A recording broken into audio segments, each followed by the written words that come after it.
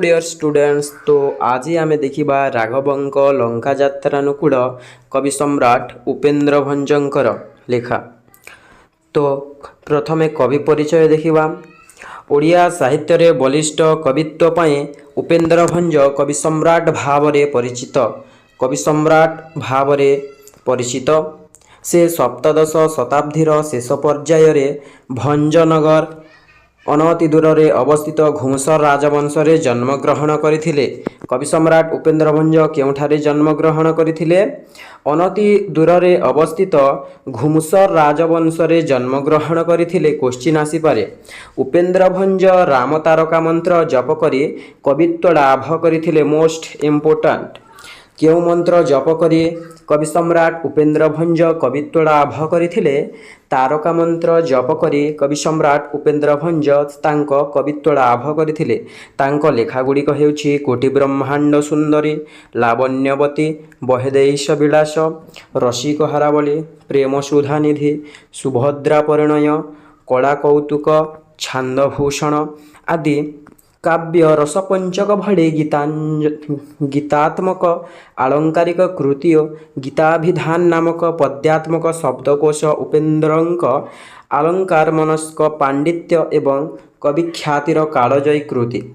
तांको रचित चौपदी और चौतीसा ओडिया गीति कविता धारारे अपरूप सृष्टि रूपे विवेचित बुझिपारिल। एवं राघवंक जो लंका यात्रानुकूल कविंक लेखा ताहा वैदेहीश विलास काव्यर 40तम छांदरु आनीत। राम काव्य वैदेहीश विलास 52 छांद विशिष्ट रचना अटे। एथिरे प्रत्येक पद ब आद्य वर्ण नियम रे रचित होइछि। केउ आद्य वर्ण नियम रे रचित होइछि? प्रत्येक पद ब आद्य वर्ण नियम रे रचित होइछि। लंकार रावण द्वारा अपहृत सीता को उद्धार करने पाई रामचंद्र समुद्र रे सेतु बांधिबा बेलर कथा एही कवितारे वर्णित होइछि। जो समय रे लंकार राजा रावण माता सीता को अपहरण करी नहीं जाइछि, से माता को लंका को जाए आनिबा पाई जो योजना व्यवस्था चली सही समय कथा एथिरे वर्णना करा जाइछि। उपेन्द्र भंज अलंकार प्रियता शब्द संयोजन कौशल और समाज प्रति नीतिनिष्ठ वार्ता यह कवितार लक्षणीय वैशिष्ट्य अटे। यह आशावरी रागरे रचित होइछि। तो देखिबा एथिरे कोन रहिछि? बलिला राघव आशा सीता प्रापति रे, विचारिले सिंधुपति जीवा पर्वत रे जे, बुड़ी गला पकाइले कपि जेते गिरे, बुद बुद नदी से जल फिफीकृत करी जे। एठारे कहा जाय अछि जे बलिला राघव आशा सीता प्रापति रे, विचारिले सिंधुपति जीवा पर्वत रे जे। बलिला राघव आशा राघव एठारे रामचंद्र को कहा जाय बलिला। बलिला हेउछि अर्थ हेउछि बलिलार अर्थ हेउछि इच्छा हेला आशांक पाख आशा है जे सीता माता पाखक जीवाई विचारिले सिंधुपति जीवा पर्वत रे, बुड़ीगला पकाइले कपि जेते गिरे, बुदबुद नदी से जल फिफीकृत करी जे। जेते भी पथर से ही समुद्र कूल रे कपि अर्थात बानर मने, बानर जहाँ को आम मर्कट बोली कही था मांकड़, जेते भी पथर से ही समुद्र कूल रे फिंकिले, फिंकिकी ए पारर से पार को जीवाई रास्ता करने को प्रयास कले, जेते पथर फिंकिले भी सही पथर गुड़िक सबू बुड़ी जाउथिला एवं सही बुड़ी जाइके सेथिरु पानी बुदबुद हे बाहरुथिला। नेक्स्ट पद को आलोचना करिबा।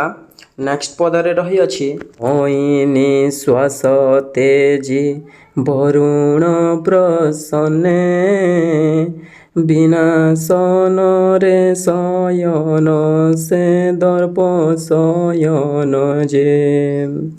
ଏଥିରେ କୁହାଯାଇଛି ଯେ ବିସ୍ମୟ ନିଶ୍ୱାସ ତେଜି ବରୁଣ ପ୍ରସନ୍ନେ।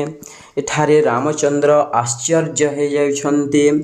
ଯେତେ ବି କପିମାନେ ପଥର ଫିଙ୍କୁଛନ୍ତି ସେଗୁଡ଼ାକ ସବୁ ପାଣିରେ ବୁଡ଼ି ଯାଉଛି। ଏଥିପାଇଁ ରାମଚନ୍ଦ୍ର ବିସ୍ମୟ ଅର୍ଥାତ୍ ଆଶ୍ଚର୍ଯ୍ୟ ପ୍ରକାଶ କରୁଛନ୍ତି। ଏବଂ ବରୁଣ ପ୍ରସନ୍ନେ, ବରୁଣ ଜଳାଧିପତି ବରୁଣ ଦେବତାଙ୍କୁ ପ୍ରସନ୍ନ କରିବା ପାଇଁ ଏଠାରେ ବିନାଶନରେ ଅର୍ଥାତ୍ ବିନା ଆହାର ଗ୍ରହଣ କରି ବିନା ଭୋଜନରେ ସେ ଶୟନ ସେ ଦର୍ପ ଶୟନ ଯେ କୁଶ ଶଯ୍ୟା, ଆଗକାଳରେ ଯେଉଁ କୁଶ ଘାସ ଦ୍ୱାରା ଯେଉଁ ପଟି ତିଆରି ହେଉଥିଲା ତାହାକୁ କୁଶ ଶୟନ ବୋଲି କୁହାଯାଇଅଛି। ସେ ଅନାସନ ରହି ସେ ବରୁଣ ଦେବତାଙ୍କୁ ପୂଜା କରିଛନ୍ତି। ଆଗାମୀ ପଦଟି ରହିଅଛି ବୁଧେ ଶୁଣ ଅନ୍ୟ ପ୍ରସଙ୍ଗକୁ ଦଶ ଶିର ବରଗିଲା ସେ ସୁଖ ସାରଣ କରି ଚାର ଯେ। ଏଠାରେ ବୁଧେ ଶୁଣ, ହେ ପଣ୍ଡିତ ଜ୍ଞାନୀମାନେ ଏଠାରେ ଶୁଣ ପ୍ରସଙ୍ଗକୁ ଦଶ ଶିର ଅର୍ଥାତ୍ 10ଟି ମୁଣ୍ଡ, ଯାହାର ଶିର ଅର୍ଥାତ୍ ମୁଣ୍ଡ। ଏଠାରେ ସମ୍ପୂର୍ଣ୍ଣ ଭାବରେ ଏହା ରାବଣଙ୍କୁ ବୁଝାଉଛି। ବରଗିଲା ସେ ସୁକ ସାରଣ କରି ଚାର ଯେ ଅର୍ଥାତ୍ ବରଗିଲା ନିମନ୍ତ୍ରଣ ଦେଲା, ପଠାଇଲା ସେ ସୁକ ସାରଣ ହେଉଛନ୍ତି ତାଙ୍କ କରି ଚାରର ଅର୍ଥାତ୍ ହେଉଛି ଦୂତ।